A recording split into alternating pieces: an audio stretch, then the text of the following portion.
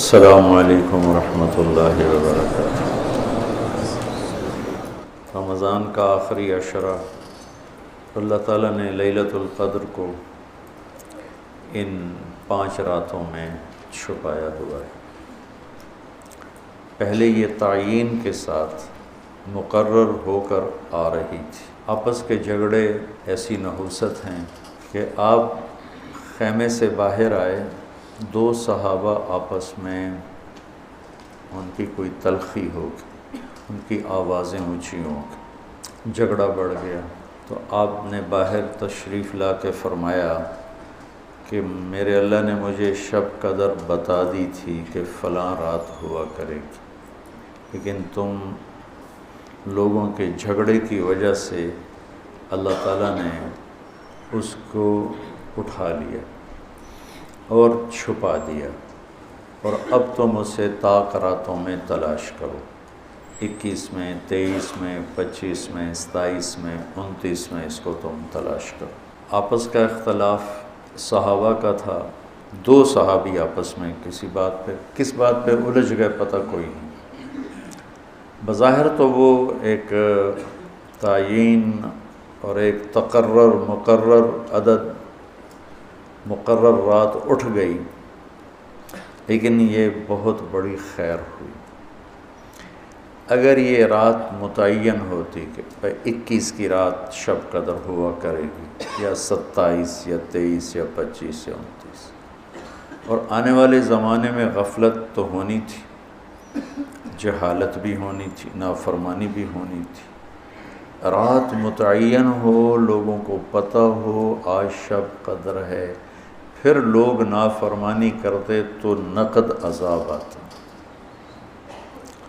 تو اللہ تعالیٰ نے اس چھپانے میں بھی اپنی رحمت کو شامل حال کیا۔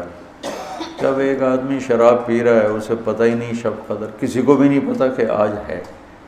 ہم تو 5 راتیں چھوٹی انشاءاللہ جا کے، آپ تو ویسے ہی علم میں مصروف ہیں، تو چلو آپ کی برکت سے ایک حدیث بھی یاد آ گئی۔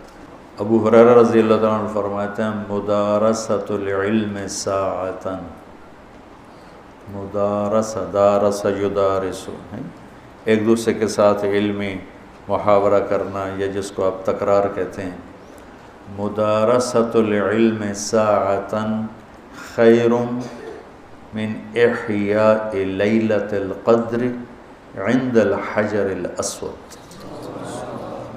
اللہ اکبر، تم تو بڑے مالدار ہو یار، ہیں ماشاءاللہ۔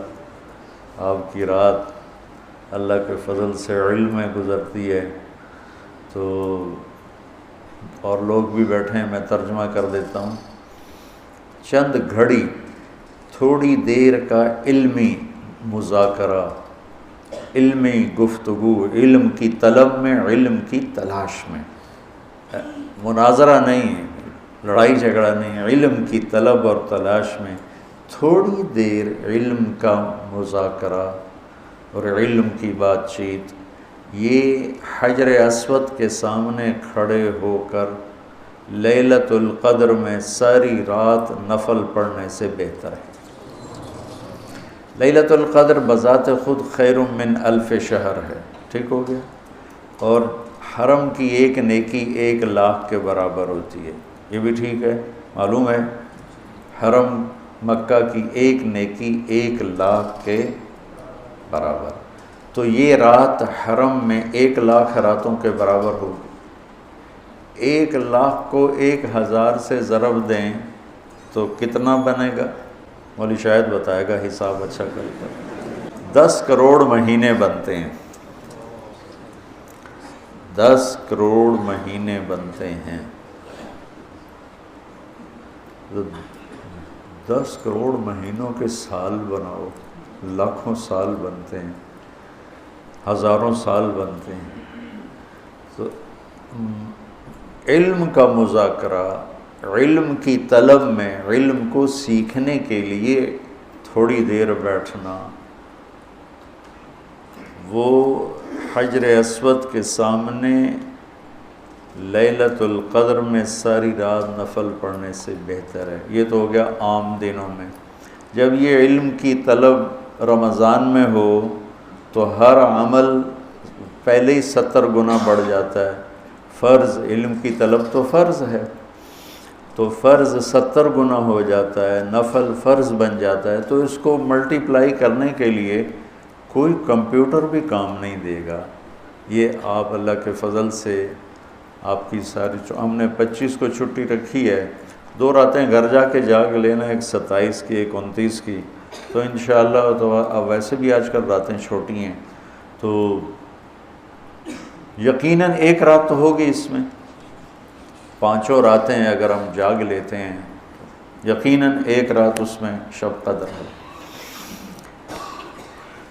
تو اللہ کے نبی شد المیزر ان آخری عشرے میں خوب محنت فرماتے، کمر کس لیتے، اور ساری زندگی اعتکاف بیٹھے۔ آپ نے کبھی اعتکاف نہیں چھوڑا، فتح مکہ پہ چھوٹا، لیکن شوال میں آ کے بیٹھے، 1 مہینہ پورا اعتکاف کیا، پھر 20 دن کیا، پھر 10 دن، پھر 9 رمضان میرے نبی کو ملے، 9 رمضان۔ تو 1 میں اعتکاف چھوٹا اور باقی میں آپ نے مسلسل اعتکاف فرمایا۔ لیلۃ القدر کی صرف تلاش نہیں بلکہ اعتکاف اللہ کے در پر پڑ جانا ہوتا ہے۔ تو اعتکاف اللہ کے در پہ پڑ جانا ہے، اور اعتکاف والوں کو فضیلت ہے کہ وہ سوئے بھی ہوں تو ان کے لیے عبادت لکھی جاتی۔ باقی ہمارے جیسے لوگ تو نفل پڑھیں گے تو عبادت لکھی جائے گی، قرآن پڑھیں گے تو عبادت کا اجر لکھا جائے گا، اور اعتکاف والا سویا بھی ہو تو قلم اس کا چلتا رہتا ہے۔ اللہم لک الحمد کما انت اہلہ فصل علی محمد کما انت اہلہ وفعل بنا ما انت اہلہ انک اہل التقوی و اہل المغفرہ۔ یا اللہ، یا اللہ، آخری عشرہ شروع ہو چکا ہے، تیری مغفرت کا، جہنم سے خلاصی کا ہے۔ ساری امت محمد کو جہنم سے نجات عطا فرما دے، ساری امت محمد کو جہنم سے نجات عطا فرما دے، ساری امت محمد کو جہنم سے نجات عطا فرما دے۔ پوری دنیا انسانیت کو کلمہ نصیب فرما دے، پوری دنیا انسانیت کو کلمہ نصیب فرما دے، پوری دنیا انسانیت کو کلمہ نصیب فرما دے۔ جو تیرے علم میں فرعون ہیں، شداد، حامان، قارون ہیں، ان کے وجود سے دھرتی کو پاک فرما دے، اور اسے امن کا، عزت کا، آبرو کا، شرم و حیا کا گہوارہ بنا دے۔ پورا عالم بے حیائی کی لپیٹ میں ہے، کفر کی لپیٹ میں ہے، میرے مولا اسے تو حیا کی چادر پہنا دے، ایمان کا نور عطا فرما دے۔ یا اللہ، تیرے بندے جتنے اعتکاف میں بیٹھ چکے ہیں ان سب کے اعتکاف کو قبول فرما اور ذریعہ ہدایت فرما۔ حرمین میں جتنے تیرے بندے بندیاں اعتکاف میں بیٹھے ہیں ان کے اعتکاف بھی قبول فرما اور ذریعہ ہدایت فرما۔ یا اللہ، تو ہماری یہ چھوٹی سی ایک کاوش، ایک حقیر سی کوشش، اسے بھی یا اللہ قبول فرما اور اسے ذریعہ ہدایت بنا۔ یہ قرآن سے ہمارے دلوں کو جوڑ دے، سیرت سے ہمارے دلوں کو جوڑ دے۔ یا اللہ، اپنے محبوب کی مبارک زندگی ہمارے سامنے کھلی کی کتاب کی طرح کر دے، اور ہر عمل کو اپنے محبوب کے یا اللہ نور کی روشنی میں دیکھنے کی توفیق عطا فرما۔ پوری امت میں یا اللہ سیرت حاوی فرما، پوری امت میں یا اللہ اپنے محبوب والے اخلاق زندہ فرما، بد اخلاقی سے ہماری حفاظت فرما۔ میرے دیس کو چوری ڈاکے سے بچا، ظلم و ستم سے بچا، قتل و غارت سے بچا، جھوٹ فراڈ سے بچا، سود اور رشوت سے بچا، یا اللہ ملاوٹ اور کھوٹ سے بچا۔ یا اللہ، میرے دیس سے تو بدکاری کے اڈے ختم فرما، شراب کے اڈے ختم فرما، جوئے کے اڈے ختم فرما۔ یا اللہ، آنے والی حکومت نیک دل، رحم دل لوگوں کی نصیب فرما۔ ہمیں یا اللہ ایسے لوگوں کے حوالے نہ فرما جو بددیانت ہوں، جو دھوکے باز ہوں، جو مفاد پرست ہوں۔ ہمیں ایسے لوگوں کے حوالے فرما جو ملک کے، قوم کے، عوام کے خیر خواہ ہوں، ان کے درد کو اپنا درد سمجھیں اور ہمارے غم کو اپنا غم سمجھیں، ہمارے دکھ کو اپنا دکھ سمجھیں۔ ہمیں ایسے نیک لوگ نصیب فرما۔ یا اللہ، جہاں جہاں یہ میرے ساتھ لوگوں نے ہاتھ اٹھائے ہوئے ہیں تو سب کے حق میں ان کی دعائیں قبول فرما، ان کی حاجات کو پورا فرما، آمین۔